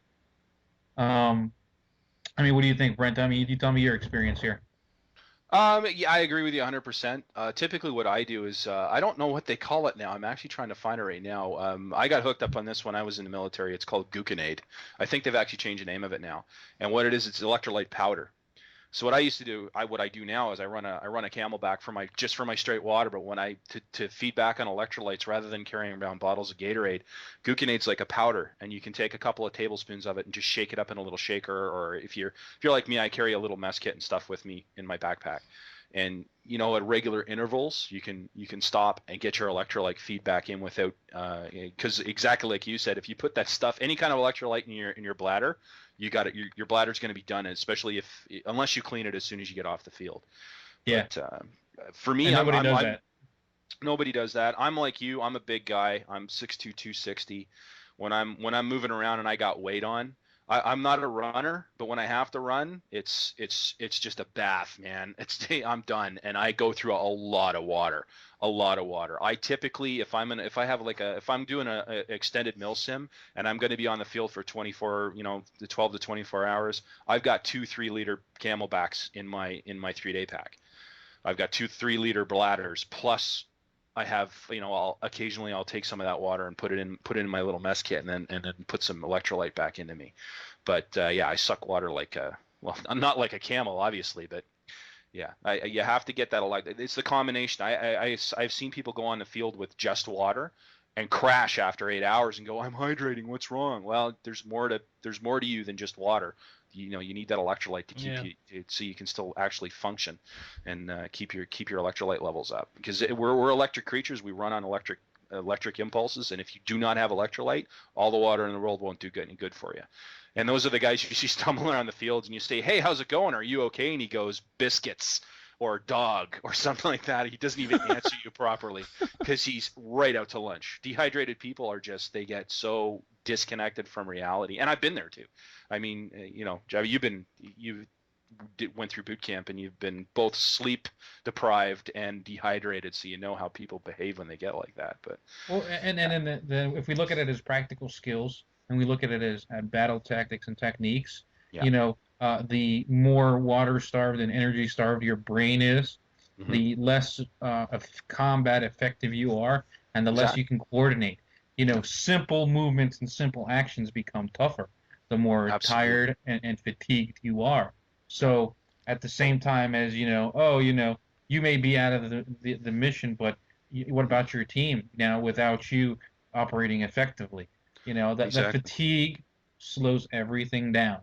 Yep. You know? And people don't understand. I mean, in the military culture, you see people going, "Oh yeah, military, army, you must drink a lot because they use drinking as part of the training." Well, I know from my perspective, the drinking aspect, the drinking of beer and the drinking of alcohol, was a way to pre-dehydrate you, so that we could put they would put us in a situation where we would wake up the next morning already messed up. So that you can't simulate combat. You can't shoot at people and blow things up around them unless you're special forces, and then you're getting paid to take those risks. So what they do is they put you, and that's what happens is they make you non-effective and then teach you how to be effective when everybody else would be non-effective. And that's essentially like you said, if you can't complete the mission, if you can't take care of these simple things, you're never going to be able to take care of the complex things. Exactly. So hydration. Airsoft, big op 101. Huge. Hydration is key and huge. Hydration and electrolytes. That's key. You can suck all the water back you want, but if you don't get the electrolytes back in, that water is not going to do you any good. It'll lengthen it out, but at some point you're going to have to put that salt and electrolyte back in. I mean, yeah, and that's exactly what's going to happen to you. Now, the second thing that we talked about, the other thing you said, you mentioned footwear. Yeah. Now, your feet, you may fight, engage the enemy and take them out with your gun, but you fight on your feet, Mm-hmm. and that right there is where all the fatigue and the stress is going to be. Too often, we've seen and I've seen that you'll have guys like you said go on there with their sneakers. We're gonna wear the old crappy sneakers. They're gonna bring nice ones to play airsoft, or they're out there in work boots. Yeah, work boots seem to be the popular replacement for because even high top sneakers, you're like, well, that's not really ankle support. Oh, but I got work boots. I got ankle support. Okay. Yeah, Man. and these are okay. There's a reason why combat boots were developed the way they were. Mm-hmm. And there's a reason for them. Now, pay attention, people, that when you go out and spend $30 on a pair of surplus combat Ultimas that were Vietnam era jungle boots, there's a reason we don't wear those anymore. There's a reason they're surplus. And there's a reason they're $30. Yeah. Exactly. When it comes to my car, if I'm gonna spend money on something, I'm gonna spend money on tires because that's touching the ground, Correct. actively working with it. Your feet's the same way, Spend that money on your feet, and taking care of them. And yeah, I can't afford $80 or $120 boots. Well, save some money, people. Save some money. Yeah, you have to. Your feet are like key. You have to take care of them. Dry socks, extra socks, extra socks. Maybe if you have money, backup shoes just in case. I'll tell you. Before Irene, I had to drive 10 hours to get to Indiana to meet Javier, and the night I was leaving, I was leaving like 10 o'clock that night, Thursday night or something, so I could get there Friday afternoon, and that night before I was leaving, I got two things happen. I got locked out of my apartment. I'm all, I got my boots on, and I jumped down into my balcony because I thought, oh, maybe I dropped the key to my apartment in the balcony behind the apartment, because I had lost the key. So I jumped down and stepped right onto a roofing nail. No. It went through the bottom of the boot and into the bottom of my foot. And I was like, this is going to be awesome. Irene is about to suck for me, you know? But the boots I got were actually, besides the fact that the nail penetrated them very easily, um, they were actually very comfortable. So it didn't, besides, the possible risk of tetanus, I was able to be okay there. Um, but James yeah, ain't talking. What's wrong? His jaw's yeah, locked it's up. that jaw's locked up.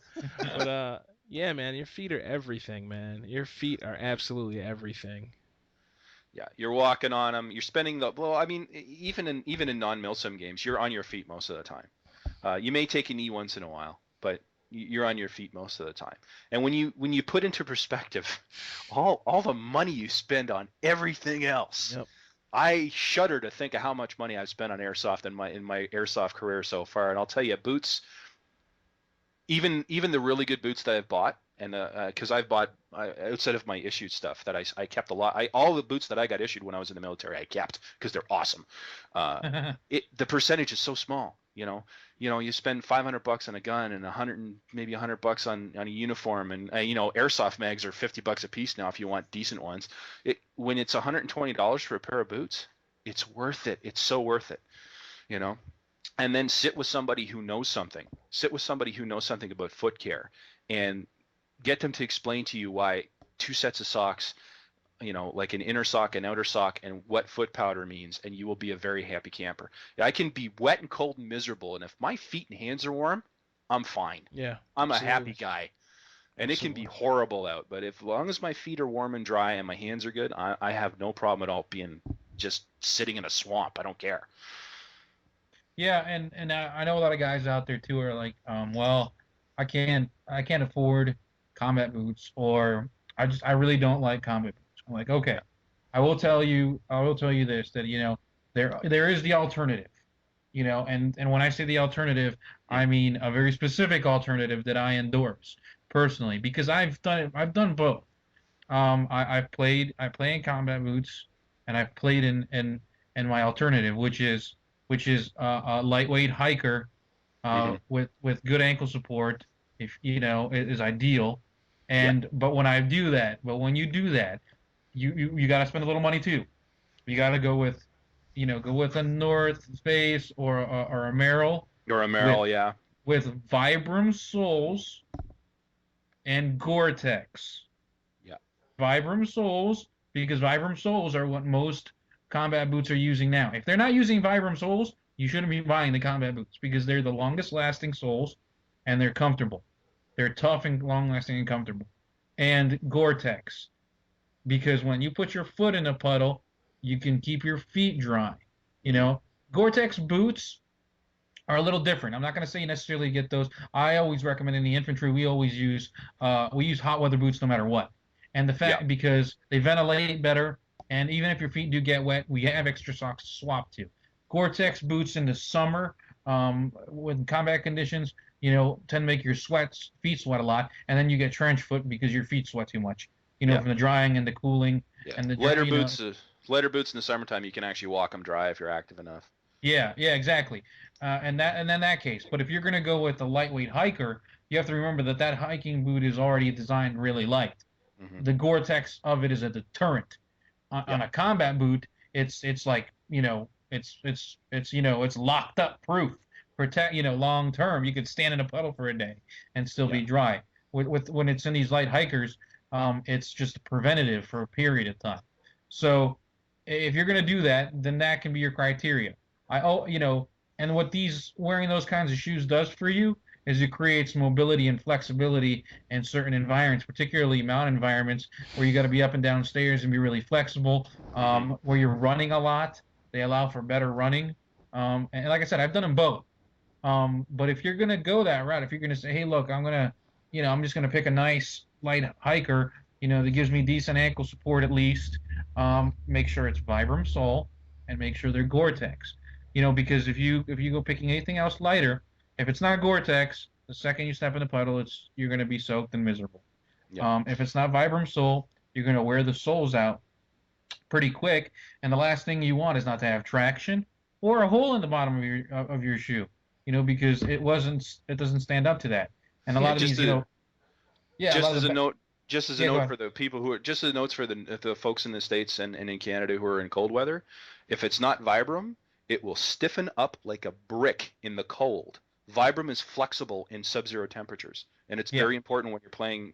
And what happens is if the sole is not made of Vibram and it stiffens up, as soon as you hit ice, you may as well just strap a skate on, because you're gone. It has no traction in any kind of slippery Yeah. environment. So that's Yeah. another reason why Vibrams are very important. People, oh, Vibram.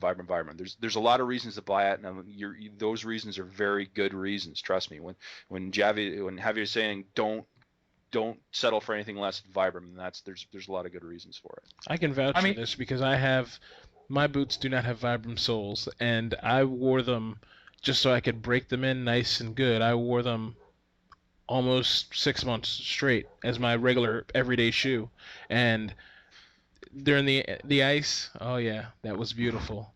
Yeah. They were just like a hard skate. Is exactly what they were like. And that's another thing too. That would be the third thing or the fourth thing that I would add to Boot 101 as a subsection of Big Op 101 is don't buy a pair of boots and then the next day go on a 24-hour op. You got to wear them for a while and break them in. You got to do something with them physical, and wearing them to work if you're a computer geek, and then parking them under your desk all day is not wearing them in. You have to go for walks in them, hikes in them. If you're in that mindset like I am, throw a rucksack on and go for a ruck march. But don't take a brand new pair of anything, whether they're hikers or issue boots or good military boots, to a game without having worn them for at least a week or two on it with daily like a kilometer at least, because they will kill you. They will butcher your feet. You'll have blisters on blisters on blisters, unless you're really lucky. But in my case, I yeah, got to unless break all you're my lucky. boots in. Yeah. Now, I've also, and when it comes to footwear too, let's be careful. It's very important to be careful with branding when we're buying brand name stuff. And when it comes to boots companies, there's a lot out there. There's Rocky, there's Converse making boots, there's Belleville's making boots, there's Blackhawk making boots. There's everybody out there under the sun making boots right now. Ultima making Yeah. boots, um, and and then they're also making lightweight hikers and tactical shoes. All right, let's be careful with this. 511 has their line. Once again, I believe theirs, and I have to double check because it's been a while. Vibram Soul, good, long lasting. Blackhawk makes a stealth fighter. I don't think that's the name of it, but I bought them Mm-hmm. last year, and I thought they were they look cool. They were extremely lightweight. They were not Vibram Soul. What happened? I have a pair of North Face Gore-Tex Vibram Soul light hikers that I use on a daily basis, and I'll play in them sometimes. And then I bought those. I'd had the North Faces for 6 months now at that point, and then I got these other shoes. And these shoes, you know how the sole wears out in the back of shoes, the first thing, Yeah. around your heel. Mhm. The heel started to wear through at 4 months of using them. Yep. You get the nice little angled chunk missing out of them. Exactly. Yeah. And that's Blackhawk. The standard and supposedly and tactical. And so I bought and I enjoyed them because they were extremely lightweight and they breathed really well, but not one bit of waterproofing, not one bit, and those soles start to wear out and the things are useless. So I spent well, they were like $80, so they weren't extremely expensive. I spent because I make sure to buy Vibram Sole and Gore-Tex. I'm spending at least 120, $130 on hikers, but I can wear those shoes every single day and every single terrain, for a year and a half or whatever, and heavy use, and I can rely on them from the first day to the last day. Now I'm gonna have to replace the insoles. You got to replace insoles on anything that you use over time. That's another big one with your feet. If your insoles are going to wear down, the ones that come wear down, switch insoles every couple of months for good support and arch support. It's going to prevent blisters. But those shoes were still, I could still walk through a puddle and I could still use them any terrain and not feel like I'd given up traction. Let's not be fooled by the name sometimes. Yeah, I mean Most manufacturers are like that. I love Altima's, and Altima has two lines. They have stuff that says right on there. They have a military line that's good for. I mean, you can wear it. Typically, what happens is you can actually wear it to inspection, and you won't get jacked up. But they also have another line, and it's very specific. The mil-spec stuff has Vibram soles. The stuff that does not have Vibram soles, still a great boot. I wear them; they're awesome. But do they last as long? Not a chance. It's 2-to-1 or 3-to-1. I'll go through the Ultima, the Exo Speeds that I have, don't have a Vibram sole, and I will go through 3 sets of those to 1 set of the mil-spec boots with Vibrams, and it's clear. But I agree with you. You gotta read the details and make sure that you actually see Vibram, because Vibram's a trademark. When you're looking at the boot description, you'll see the little registered trademark. If it doesn't say Vibram in the description, then chances are that it won't be there, right? And Vibrams are easy spot because it got that little yellow stop sign thing in the bottom of the boot all the time. They're well branded. It's a giveaway there. Yeah, and it's those simple little things. It's little details in your footwear that can mean the difference in between a comfortable weekend and a miserable my feet hurt weekend. Yeah. And I have boots that make me want to kill myself and chop my foot off, and then I've got boots and shoes that I know will make it. Yeah. So you know what? Okay. Buy yourself those cool Vietnam era looking jungle boots, but you know what? Have a pair of backups that like my feet are killing me. I can swap. If I had $1 for every noob who bought those jungle boots and got himself messed up at a game, man, it's its own epic legend. Those jungle boots. They're awesome. They look so cool. Yeah, they're great. Are you man. in a jungle? No, man. You're in boreal forest in Maine. What's wrong with you? But it's the look, man. It's the look. Those things are great. When I was a kid, we'd go to the surplus store and you see them piled up high, man. $13, as many pairs as you wanted. They were just throwing them away. They had a little vent on the side. You're like, oh, jungle boots, man. I'm a paratrooper, They were awesome, man. They look so badass. And that smell. That smell. And I'll give it this. I have a pair of those. Mine are the ripple soled, the gator teeth soled pair. Yeah. So mine are not the old school models. Mine are something nicer, but they're still uncomfortable in long term wear. Yeah. So what do I pack? I pack my North Face or my Merrells, because when I'm dead tired and I'm like, screw this look, I'm gonna throw on what's comfortable and keep going. And and for all those guys out there that are like, oh, I'm going for the operator badass SF look. You know what? That's what these guys are using overseas. They're finding the most comfortable mountain boots or hiker, and that's what they're wearing. Yeah, that's why the Merrells came into popularity, because guys were going, the issue boots aren't cutting it for me. And what do these guys do? They focus everything around mission, right? Mission. And then you see guys in Airsoft who are like, oh, I want to emulate. And there's nothing wrong with that. I love it.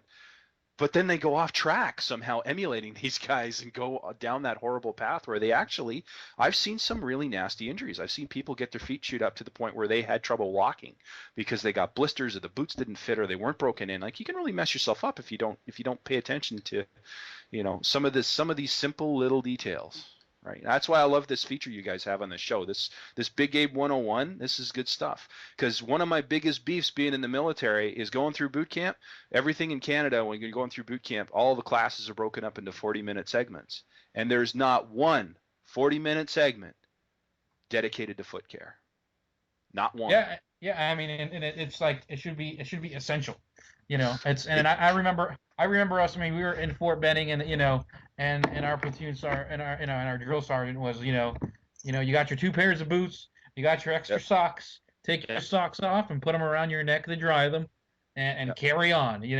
And it's like, take care of your feet, because they will take care of you. And I mean, you got your culminating exercise at the end of Fort Benning at infantry training. You're doing 25 miles. 25 miles. Yeah. I know we use clicks too, but I gotta do that. 25 miles. Our last ruck, and by the time you're done doing that thing, your feet feel like hamburger. I mean, you literally, it's like walking on fire. Yeah. And so if that doesn't highlight that you need the good footwear and you need to do it right. I don't know what else does, Yeah, and it's and ingrained at that point. people will say to you, "Well, obviously didn't pick the right boots because your feet were on fire," and you go, "Well, yeah, I did because I finished." Yeah, Yeah, Doesn't 25 have anything to do miles. with how your feet. You yeah. finished. You picked the After right boots. 25 after 25 continuous miles with an 80 90 pound ruck, Yeah, it doesn't matter. The and you know fact that you what? made it. That's the other thing too. Just to on the Canadian American thing is a funny thing because we'll say we're going on a 25K ruck or a 50K ruck, but it will always be a 50 or an 80 pound ruck. The rucksack's always in pounds. Doesn't matter what country you're in, metric or not. Nobody says, "Oh, I carried a 25 kilogram rucksack." You to get your ass kicked. And I understand it might be a little heavier for you guys with your ration of maple syrup. So This is true, right? The maple syrup and the bacon, man. But I mean the bacon, combat bacon, combat bacon. combat bacon. But yeah, but so footwear is that's key. I mean, hydration, footwear, and basic gear essentials. So that's what we got so far. All right.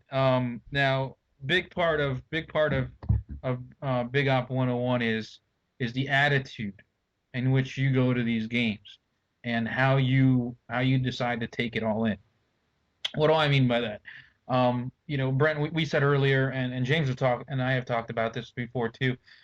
You'll have a lot of guys going to these events, and there's this expectation, and I'd have to say, I guess YouTube kind of does it, because YouTube has a great job of condensing everything down into the most finite moments, and it's the same way with combat.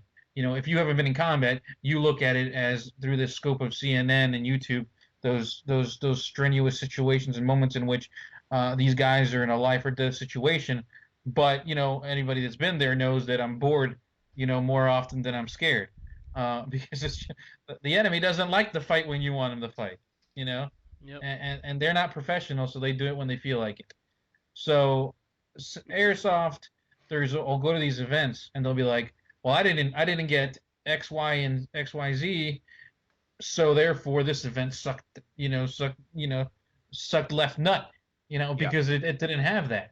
And then so I think it's important to tell new players that any event, no matter how loosey goosey it is, like John Liu storyline in which they try to do missions, but at the end of the day it's very fluid, to Pine Plains, Climb the Glory, mission, mission, mission, mission, mission, mission, mission, chain of command, chain of command, chain of command, chain of command.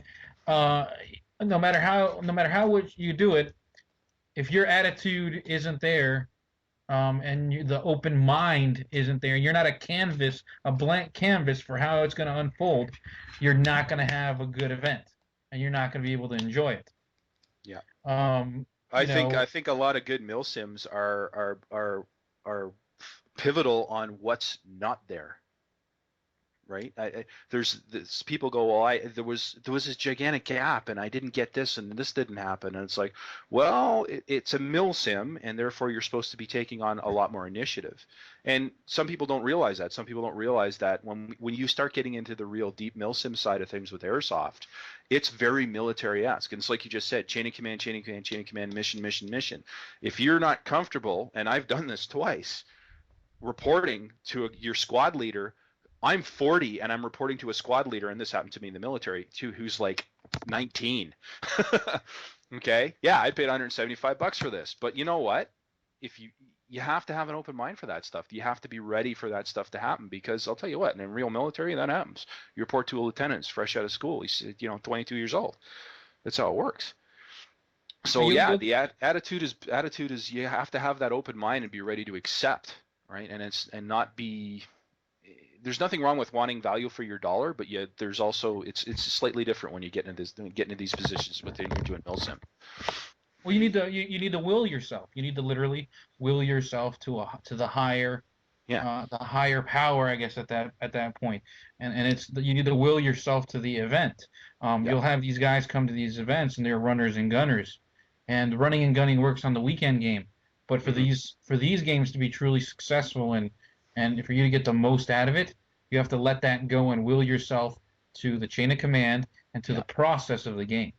Yeah. and that's where you'll see people disappointed and be like, oh, that's where and then I've heard this a lot. You won't hear it at the Pine Plains so much, and the Black Sheep game, because guys that sign up for those games Yeah. understand it. I'm falling Yeah. into a chain of Yeah. command. If I don't, I'm gonna f my team over, It's a different and then kind they're of gonna player. beat me in the corner because the game never stopped in the middle of the night. Exactly. So, you either fall in or get effed up, to a degree or one degree or another.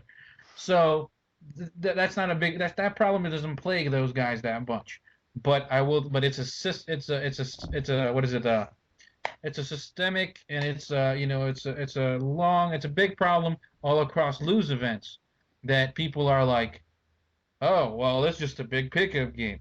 It's a big pickup game because people don't will themselves enough Yeah. to it and enough to Yeah. the process. Yeah, There are you gotta teams go that'll get go into there. it. Yeah, there are teams that'll go there and really will themselves to it. But then there are people that'll go and won't. Yeah. And And because that speaks to the point that we made earlier about people, you get into a game and then 6 hours into it, you've got 25% attrition and people are sleeping in their cars. Those are people who didn't will themselves to the game. They got there, and for whatever reason, they have gone, now this is now, and but that has come back now, and it is affecting everybody else's game. You need to be ready to give as much as you're going to. It's the same old adage when you go to milsim games, it's like especially Buccarelli's, especially Black Sheep's, you're going to get out what you put in. The more you put in, the more you will get out. And I've been on squads at his games where it's epic. It is just epic. The game, you're immersed, you're involved. It's just brilliant how things work out. And then you go to other games where everybody's kind of lackadaisical and it just sucks. Yeah, no, we've had that. I think I've had both experiences, and there's Northern Lights. It was a fun op, but yeah, our squad was, it was like, it was two guys first time, my first time, and the squad leader had been to like 20 ops, but he was like, didn't really care, and you know, so yeah, it was, that's a similar experience I've had with that. yeah, and it's that attitude towards how you're gonna take the weekend in, and it's just it's hurt by the fact that people just don't go in. They go in there expecting one thing, and they get another, and they're not willing to compromise anywhere in between. And then all of a sudden, oh, this event, blows. Well, you know what? Brent, you were there, like we said it last year at Lightning Strike. Hmm. Holy crap! If there was a situation in which, the guys on our side could have been completely and utterly demoralized and Yeah, wanted to hang themselves by the shoelaces on the outside, that was it. that was it. Oh, That that was was it. it. That was it. Yeah. And we saw the attrition. We saw all those guys. And I guess this is what people don't understand, especially at these events, especially John Liu events. Uh, he's got an icon like Mad Max playing his games. Mad Max has his following. He has guys that play every time he plays and goes whenever he comes to the region, they're Yeah, there they with him. follow him. Yeah. So he's got a following, and the underdog side always is just that, underdogs. So these guys are so demoralized by the fact that Master Sermon can organize his guys, because one, he's played with them several times, and there's a motivation there that he's instilled over the many times that they've played together, and so there's a dedication there. And then guys, when they're like, oh, we're getting beat, blah blah blah, the game has been rigged. Yeah, Yeah. What? I heard Okay. that. Yeah, the game's rigged for the What's Rangers. the point? What is John Liu, or the chief of staff for the game, or what does Master Sergeant Mullen get for rigging the game? Yeah, they would be shooting themselves in the foot. It would be pointless and nothing but self-detrimental for them to rig a game and get a reputation like that. It's not worth the risk. They would never do something like that if indeed there was even a reason for them to do that. There's no prize for the winning team at the end of the game. Yeah. Especially when you don't find out the score for months later. Yeah. By then, whatever happened that weekend, you stop caring Yeah. about. Yeah. You're Exactly. done. You're beyond it. So yeah, and You're a couple women and a couple Big Macs past what happened. Mm-hmm. yeah, So yeah, so that was a moment. If there was a group of guys that was gonna pack it in it was that core group of 50, 60 guys left at the end of the first day, and then the 40 of us that showed up to formation the next day. Hmm. They were guys that had paid their hundred and some dollars or almost $200 to go play and literally left by the end of the day of the first day. Wow. I'm like, you cheated. Nobody cheated you. You Yeah. cheated yourself. You Yeah. cheated yourselves. Yeah. That's the honest truth. Because it was the most epic struggle of heart and mind the next day. And the thing is, you're there for milsim. You're there for military simulation. What's more military simulation than going into battle and having half your side wiped out and then having to go and do it again the next day? That's some of the biggest, most epic battles that people talk about over and over again happen that way. You lost 50% of your force and you still went in and you did it. And the next day you got up and you went in and you did it again. And then people look at that happening and go, no, not interested. It's not fair. Milsim's not supposed to be fair. Yeah. And to a certain extent, I mean, I don't want to pay $175 and then have somebody hand me a hot dog and a fire and just go shoot somebody in a field. There's got to be more organization. you know it goes back to what I was saying about value for your money, but at some point, it's okay to go, okay, we have to overcome, we have to persevere, we have to move through this. And that's what I think you're talking about giving yourself to the game. You have to be motivated. It's not about just showing up.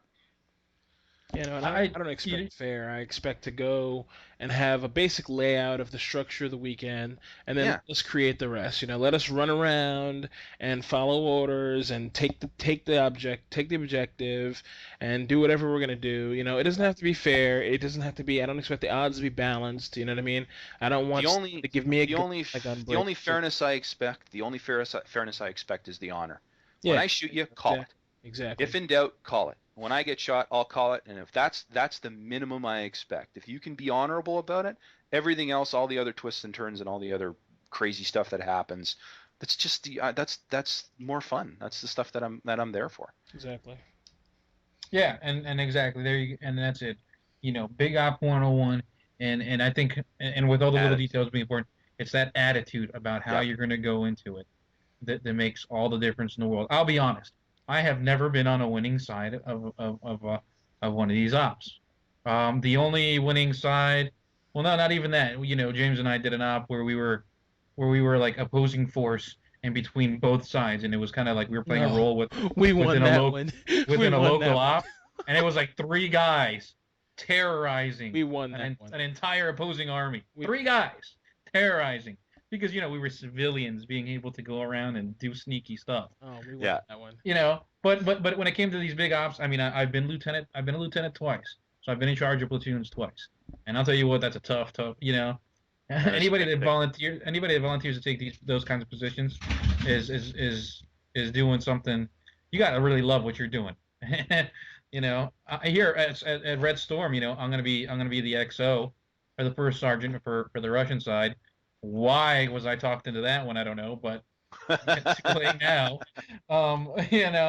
So, but I'm willing myself to the fact that my toughest weapon is going to be my radio and my map.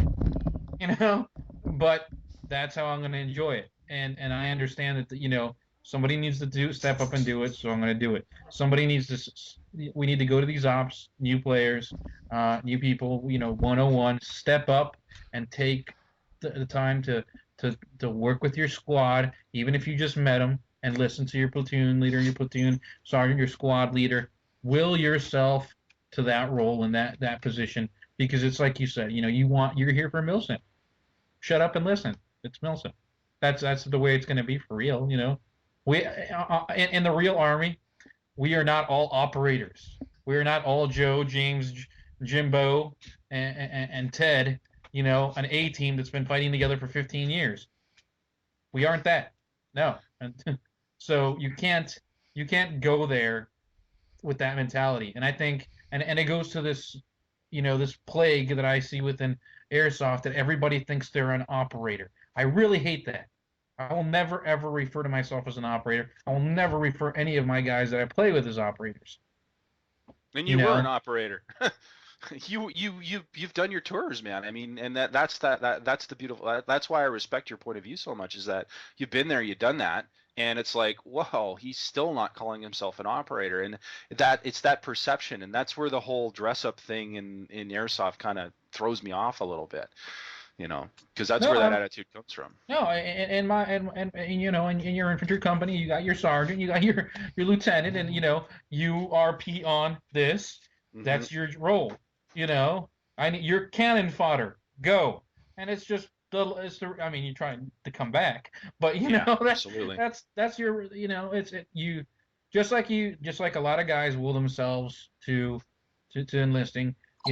When you go for the play for the weekend, will you enlist yourself for the weekend into the event, and you will enjoy it that much more because you take away this misconception of who you think you are and let yourself be that weekend, that role, and that person.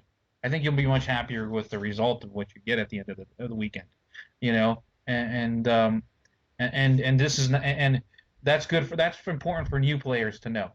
Now, a big Airsoft 101 part of that experienced players are missing is just like I said, you are not an operator. Your team is not a group of elite operators. You watch the Magpul video 100 times and practice it in your backyard. You are not an operator. You know, Yeah. go. And so what happens? These guys, get into the persona like you just said. Get into the pageantry and forget that. Wait a minute, I have a team to my left, I have a flank to my right, and those guys, those GMR guys, aren't taking down that building like badasses without cover to the left and right, a support unit. You have to. That's what's important to remember. Individuals will die and perish in battle, and individuals are going to die and perish in big op games. There's no room for the individuals. As much as we want to think they are, as much as guys are like, oh, I go out there and do my secret squirrel stuff badass thing. No, it's the individual always perishes, and it's about willing yourself and that attitude that I'm ready to do that. That's what you want. That is a good airsoft experience, and that is Milson. Yeah, agreed. All right. Well, Javier, I think we did it again. So, uh, in a bad way. So, let's pack this one in. Let's put this one in the can. Yeah, I think we've gotten our point across. I think we talked about the important basics. Important understanding of a basic loadout. What does it mean? What does a basic loadout really mean? Beans, bullets, and bandages. Not high speed Pantac 50 100 pouches on your gear that you don't need. Fake Okay, nods. yeah, fake nods. Oh, if you're out there rocking a fake emitter on your damn pack, I'm gonna pull it out and slap you with it. You know, A fake what? Oh, a a fake fake emitter. emitter, the radio. Oh my God, Yeah. yeah. Don't get me started. I hate those things. Why would you buy that? Oh, it looks cool. No, it's not real. Now, somebody can come up to me honestly. If you see me at Red Storm East, I wear a lot of gear. I do wear a lot of gear. I carry 10 mags because I'm running 75 round mid caps. I need more mags in order to keep up with guys with 120. I Every pouch has its purpose, and you can come up to me and you can say, "What is that for? What's that for? That's for," and I'll tell you what exactly it's for. And if you tell, and there's nothing on me that I don't need and I don't keep for a purpose. Basics. I carry ammo. I carry a utility tool, obviously. Carry an emergency first aid kit because you can have a real world emergency in a game. So I carry an IFAC. I carry And IFAC hydration, stands for Javier. individual first aid kit. There we go. Perfect. I carry an individual first aid kit. I carry hydration. I carry a utility pouch because I might have mission essential gear that I need. As a platoon leader, a lot of times I carry like stuff for signaling and tape and to mark stuff. So it's stuff you carry extra. But other than that, nothing else. I don't wear no fancy Serpa holster on my leg because I learned a long time ago flip flap back and forth is uncomfortable. And those plastic ones, yeah, they're wonderful until you crack it and you have to replace it. All of And Javier's left lessons about airsoft he's learned from me. Okay, yeah, because I bought the $80 worth of Blackhawk Serpa and the Molly mount and 2 leg rigs, and you name it, I bought it, and it's all in a pile, to be mishmashed into now just the bare essentials. Yeah. I've broken James down. I've broken James's gear down so many times. Hey, and those of you running around with katanas on the back of your vest, I want to murder you. I want to strangle you. I Yeah, no, have no problem saying that. yeah, totally inappropriate. Thank you. No katanas. Okay, so yeah, and my helmet. I did a video. James hasn't put it up yet. He's going to eventually do it, but I put a video where I talk about every inch of my helmet and what everything is for. Everything has a purpose. I do want people to think about the total mission system, meaning, boots, weapon, vest, hydration, everything, helmet to the bottom, your goggles. Think of total mission system. But then remember, your total mission system should not hinder your ability to do the mission. If it does, then it's not a total mission system. It's extra crap. So yeah. What else we had? Hydration, footwear, so important. People underestimate hydration. People underestimate footwear so badly, you know. And then attitude. Your attitude in the game is everything. It dictates good Absolutely. or bad. So basic loadout, understanding, what's important, what's not, footwear, hydration, and attitude. Those four categories right there. If you can master and understand those four parts, you can be big op ready, 100% ready to go, and everything else is just gravy and it'll fall into place. Um, as far as and so that's 101. As far as now what's going on here now next week, we will be seeing you guys. Those of you that are listening to us that are going to Red Storm East, I'll be there. James will be there. We'll be bringing some of our guys. We'll have our booth set up. We'll have the This Week in Airsoft booth. It's nothing fancy. It's going to be a table. It's going to be our computers. It's going to be a banner. It's a table. It's a table, yeah. When I don't want to see, I don't want to say booth, and then people will Yeah. expect something else, and then they'll be like, oh, that's the This Week in Airsoft It's like, booth. that's a so folding lame. table. Yeah, I know. It's a table with 2 lawn chairs. What the hell is that? Yeah, we'll be there. Okay, we want interviews. We want to hear you guys. Respectfully, because James will chew me out later if I say it without saying that. A lot of these other podcasts, these guys are older players. They've been playing for a while. They're very knowledgeable. They got a great fan base, but some of them just haven't been able to get out to the field anymore because life takes over. Well, life hasn't taken over yet for me. I mean, my wife is in Afghanistan, so I have a lot of time to go to airsoft until she gets back, and gets angry at me for playing so much. And she's there because she's in the army, not because she's an Afghan that I met online. All right, just in case. So we're going to be in the field a lot this year, and we want to get out there and we want to talk to you guys. We want you guys to connect with us. We want to connect with you, and we want to hear what you have to say. And really, spread the message and the good word out there. All right. So please do come by and see us at the booth. Say hi. If you're on the Russian side, I'm sorry. I'm gonna yell a lot. It's just what I do. And and we'll have a good time. I can go. James and I know. We can go to. I can play any op. I really don't care. I can play a Pine Plains. I can play a Climb to Glory. And I can hang. I can play a John Liu game, which is, the more intro or more moderate level of Milsim. I don't care. I care about having a good time, and I think that's what we should all be striving to. Agreed.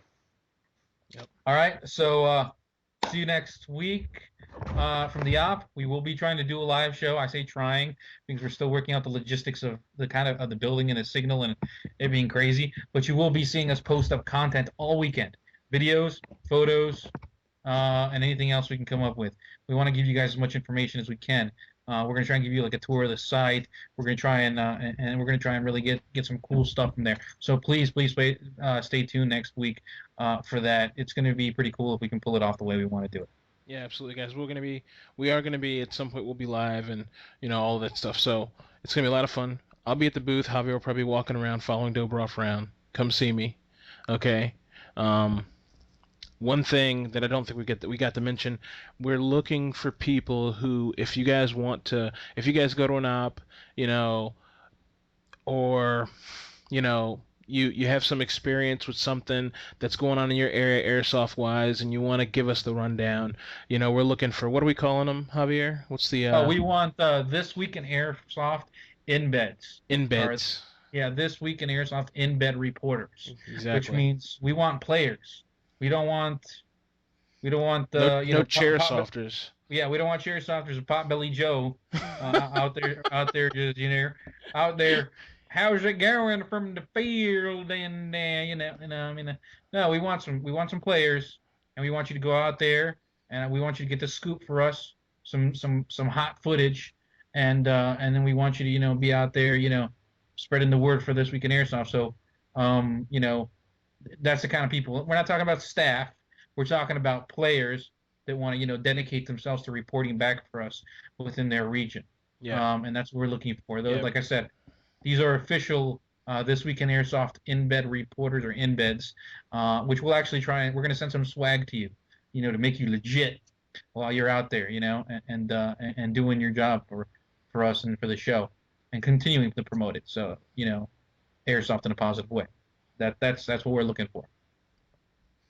Exactly.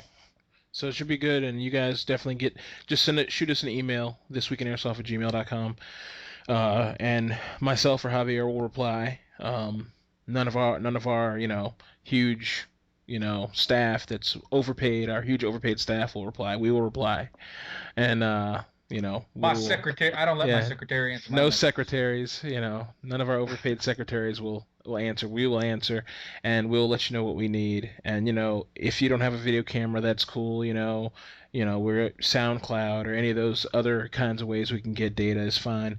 But we want to get you on the air talking about what's going on and interviewing people and all this kind of stuff. So shoot us an email and let's work something out. Okay? Anything else, Yeah. Javier? No, just keep watching our website over the next week on the Facebook as things develop for next week's special show Right. and next week's event. We're going to be putting stuff up, so it's important for you guys to keep an eye on that in order to be up to date with the most up to date possible information currently happening and going forward. But other than that, we will see you guys next Friday from there when we are live, and it'll be new for us. It'll be pretty cool. We're like I said, we're trying to push the envelope and continue, breaking through the barriers of airsoft and how it's presented. Also, I do want to mention that we are going to be at Operation Snake Pit in June. So we're going to be at that one, and that's a new one that Lou's also doing, and it's on the East Coast. It's close to James and them, so that's why we're going there. I'm once again flying out there, but we're playing with a really really cool camera angle option, and it's going to be freaking redonkulous if we do it. You guys got to watch out for that. It's gonna be cool. Yeah. So watch us out to go with that one too. I do want to say, Brent, thank you very much Absolutely. for being on. It's a breath of fresh air to have somebody competent to talk to. Absolutely. Thank you very much. I appreciate it, guys. It's a lot of fun talking to you guys too. You have a great attitude, and I think we see eye to eye on where we should where airsoft should be going. So, it's a pleasure. And guys, don't forget Op Center, Op Center, Op Center. Let's pump this up. When is the full launch? Are you guys up and running now, or what's the we're gonna be now. going live. We're gonna go beta on the 28th. We're gonna give our 4 beta hosts a month to run their game, and once we get some feedback from them in May, we'll be going live. Okay, and so at that point, it'll be just go there and load up your games because it doesn't cost anything. perfect. So it's free, guys. If you listen to This Week in Airsoft, it's free. It's free for listeners. Only if you listen to This Week in Airsoft is it free. and free for everyone else too, but especially free for us. So It's more free. it's more free. There you go. Freer. It's extra free. Extra free. Extra. So definitely, guys, check out Op Center. We've got to all get behind it. You know what I mean? Get on there because so that the next generation, because the boards are great, but they're going to deter people just because of the attitudes and things like that. I don't like boards. I don't get any information from boards. The only time I do is when I have to find out a big game. Otherwise, I stay away from boards. So I'll use Op Center. And everyone should be using it. If you're hosting a game, if you're at Desert Fox Field in California, you should be using Op Center. You know what I mean? To get it out, get the word out. So We're hoping it catches on. We're already working on this on the French and the Spanish translations. That's what we're talking about. So definitely, Brett, thank you. Op Center guys. All right. Anything else? All Thanks, right. guys. Appreciate it. Absolutely. Thank you, Brett. Appreciate your time, man, as always. All right. Just a quick preview. We are going to. Many of you saw the article we posted about PTSD and airsoft a couple weeks back. It gained a lot of momentum, a lot of popularity. A lot of people, even outside of airsoft, were listening and paying attention to it and read it. We are going to revisit that whole subject here soon with some incredible things that have been developing since we've done that, and I think it's going to make for an incredible show and incredible information for people to stand by and keep following us for. All right. I've been James, and that's been Javier and Brett. Say bye, guys. Bye, guys. Bye, folks. We'll see you guys next week from the op.